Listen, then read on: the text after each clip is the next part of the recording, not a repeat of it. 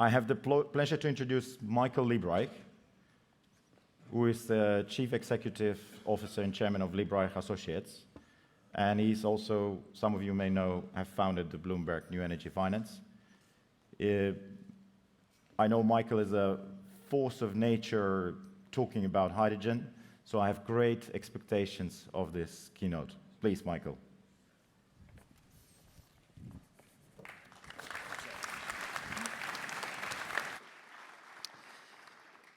Thank you very much.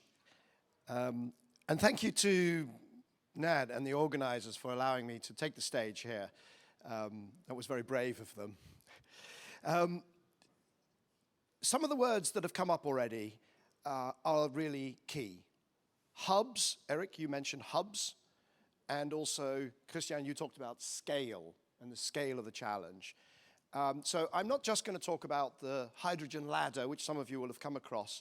I'm going to try and put this challenge of decarbonization and the role of hydrogen into a little bit of context.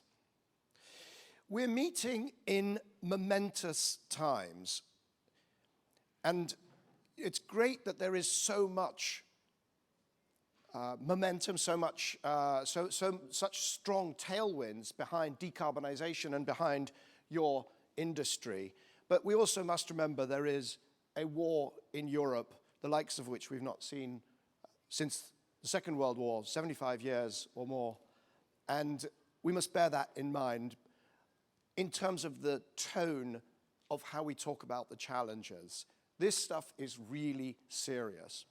What is happening, if you remember the energy trilemma, sustainability, affordability, security.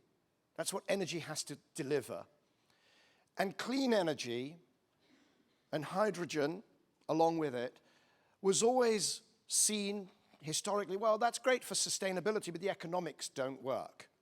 So sustainability is a driver towards the transition, but it clearly was not enough. We are where we are with accelerating climate damages. But then about 10 years ago, wind, solar, and then batteries started to get really cheap. And economics joined sustainability.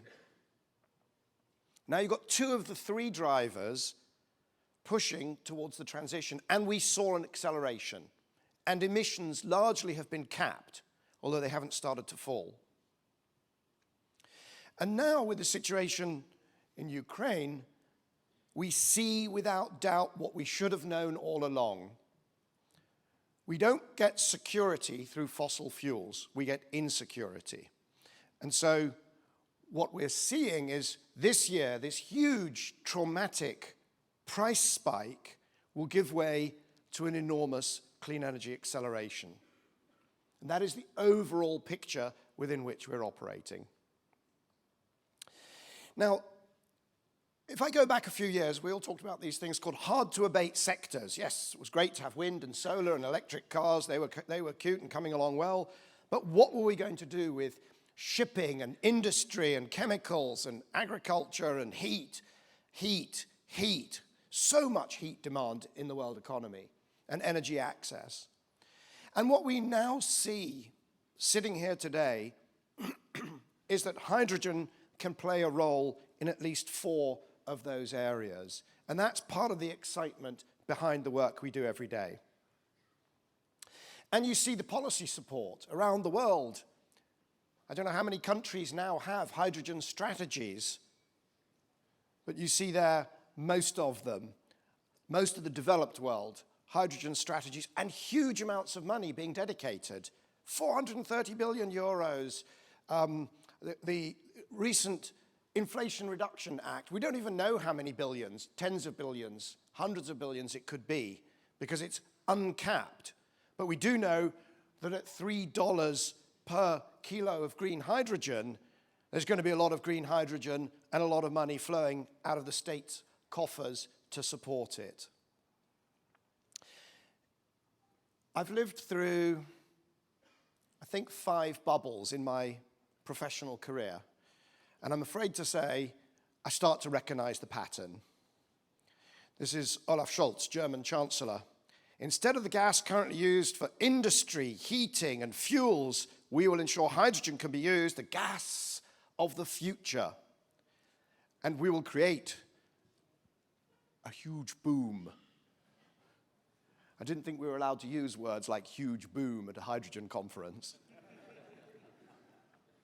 You know, in the UK, we have the new Secretary of Energy, or Secretary at BEIS, Business, Energy, Industrial Strategy.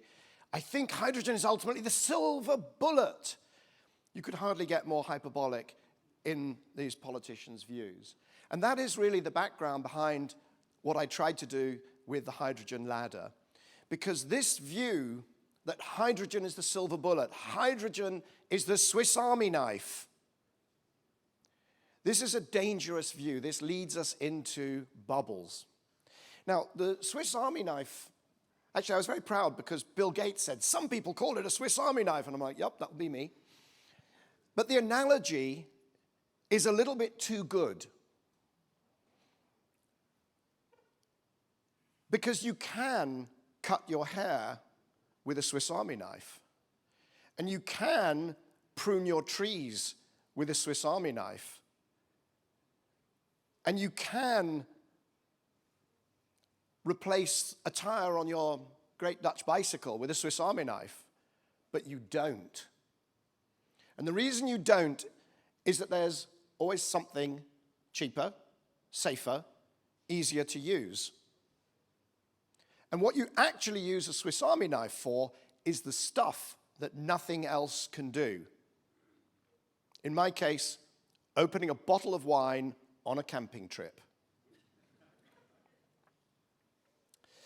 Now, I do not want to give the impression that I hate hydrogen. I get asked, Michael, why do you hate hydrogen? Let me tell you, I feel no hatred towards any element on the periodic table. Let's be completely clear. And the hydrogen, I am delighted, I am thrilled. Look how many people here. By the way, too many men, not diverse enough. We all need to do much, much better on that. But look how many people here, serious people. There's money in the room, there's engineers in the room. It's tremendous. And there are reasons for optimism, great reasons for optimism. Here you can see the experience curve will do for hydrogen, green hydrogen, what it did for solar, what it did for wind, and what it is doing for batteries. We're going to get cheap green hydrogen, eventually perhaps even cheaper than grey, unabated hydrogen from natural gas. But you know, this is the sort of idealistic vision of hydrogen. We've got all these colors, all these different ways of making clean hydrogen. It's marvelous, it's fantastic. This is the sort of Teletubbies view of the hydrogen future. Sadly, we live in the hydrogen present, which looks like that. Mostly grey from gas. Next biggest is black from coal. And after that, a teeny bit of green. And the grey hydrogen and the black hydrogen is growing. You haven't even managed to do what renewables and energy efficiency and natural gas have done to emissions from the rest of the energy system. Capped them, made them actually reach a plateau. Grey hydrogen, black hydrogen, still growing. 94 million tons a year of the bad stuff. 6% of natural gas used to make hydrogen, 2% of coal, 830 megatons of emissions, 2.3% of global emissions from the energy system. Before we position hydrogen as the solution for climate change, we first have to deal with hydrogen as a problem in climate change. And also behind the ladder is this thinking. Just because you can do something with the hydrogen Swiss Army knife, it doesn't mean you will, because you're in competition, not just with diesel, petrol, coal, gas, you're also in competition with other clean technologies. We will do as an economy whatever is cheapest and most convenient, and hopefully also clean. But just because we can do something that's elegant, that doesn't mean, and that engineers like to work on, that's not enough. So we've got batteries, costs we all know, down 82% in 10 years, but also energy density up 80%. And the degradation rate, the cycles, the lifetime has improved also. Degradation rate has halved. You are in competition with electrification of everything. And that's the background to the ladder. Up at the top, row A, the 94 megatons of bad stuff. Then you've got rungs where hydrogen is a good solution, pardon me, and possibly the only solution, but in competition very often with bio-based solutions. Thank you, Eric.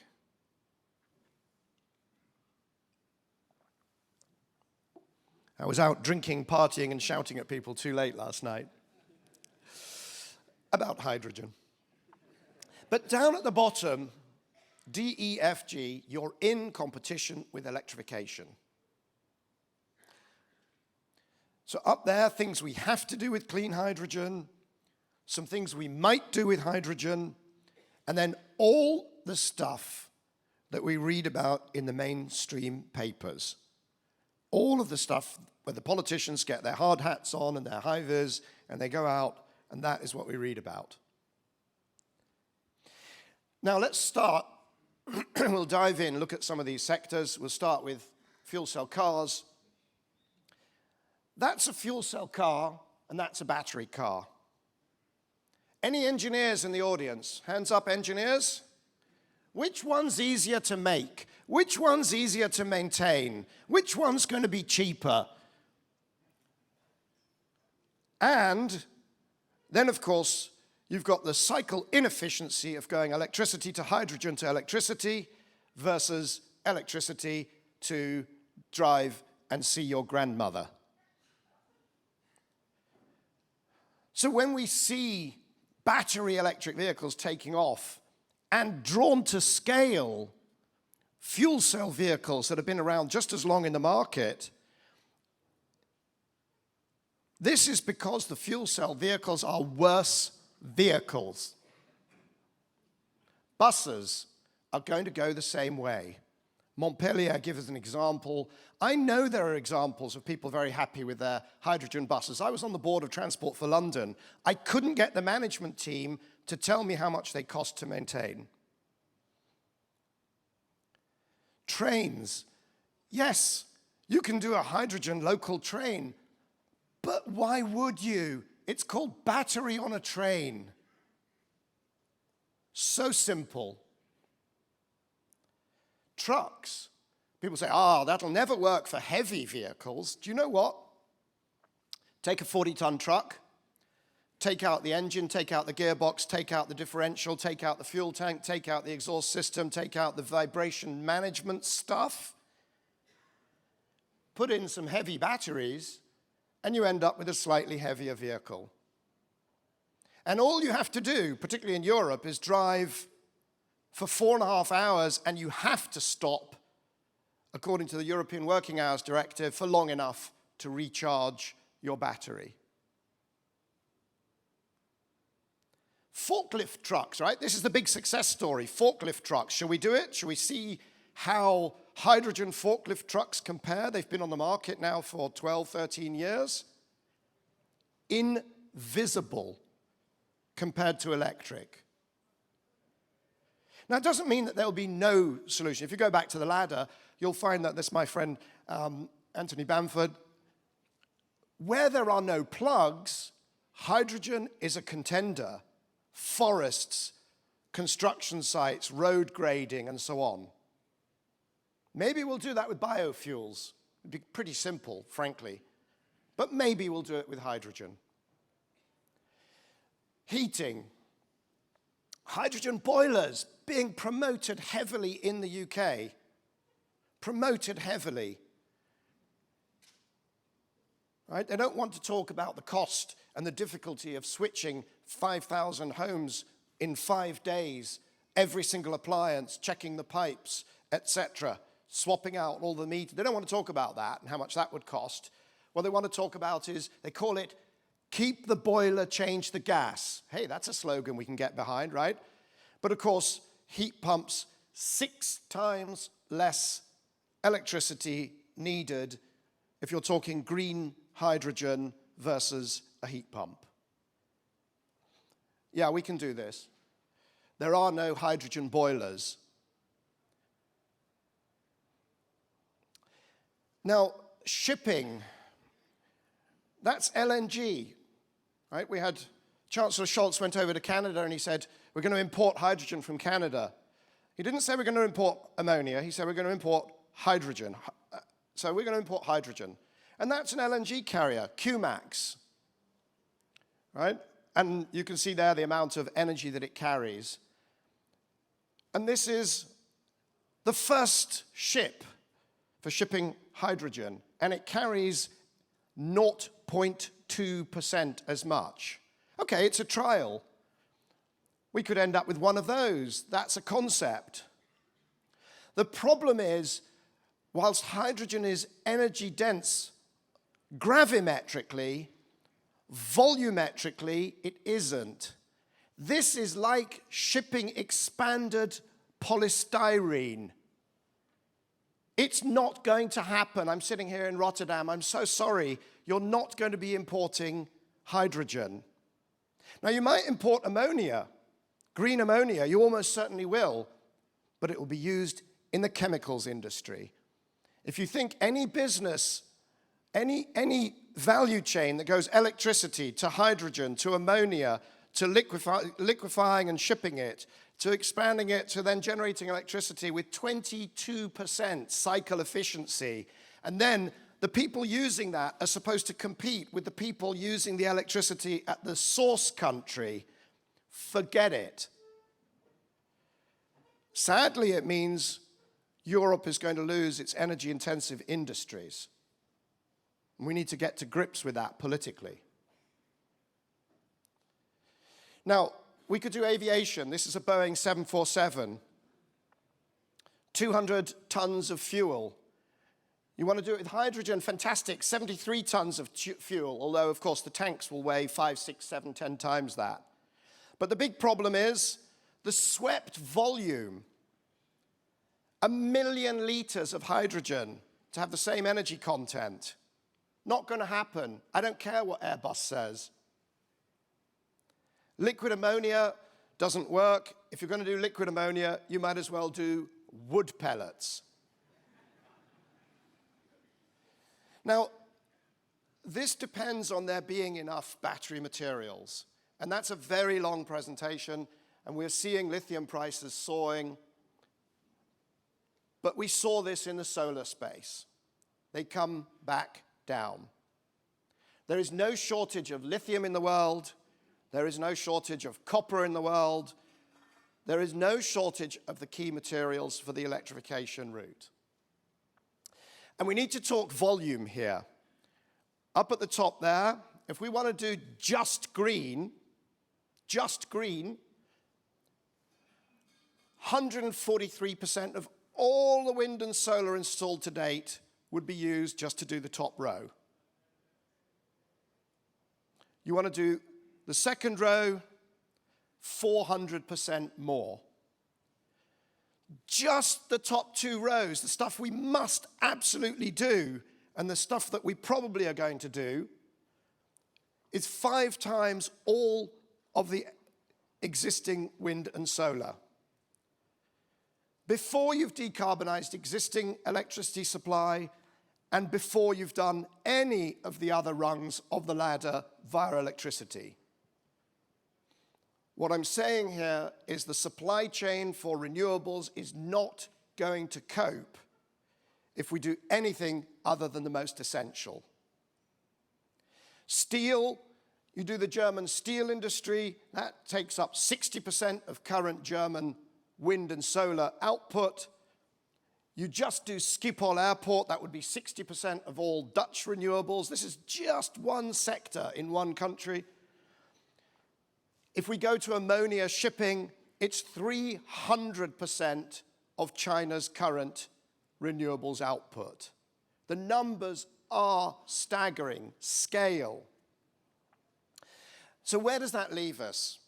What it says is that hydrogen is a difficult-to-handle industrial gas.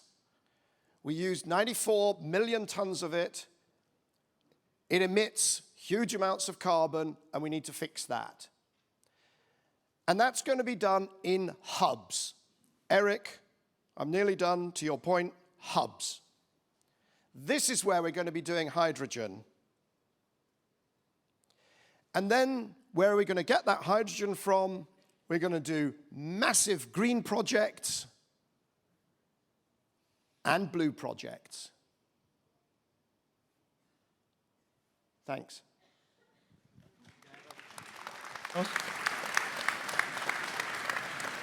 Michael, sadly we don't have time for Q&A, but we do have time for a gift.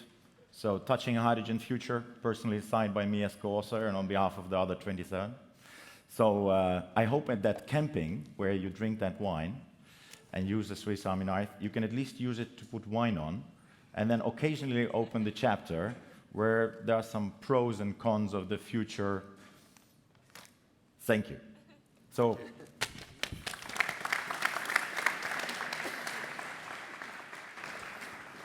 it's interesting. I really loved that Michael actually provided a controversial tone for everything that this Congress is trying to achieve, progress the hydrogen economy. You could look through it with kind of one pair of glasses. I'm a rosy guy, right? So I look through my rosy pair of glasses, and I saw that there is a 500% growth of renewables that you could achieve just to green up the A and B cases. If you're a banker, you would get even more excited and start calling your colleagues to come in here.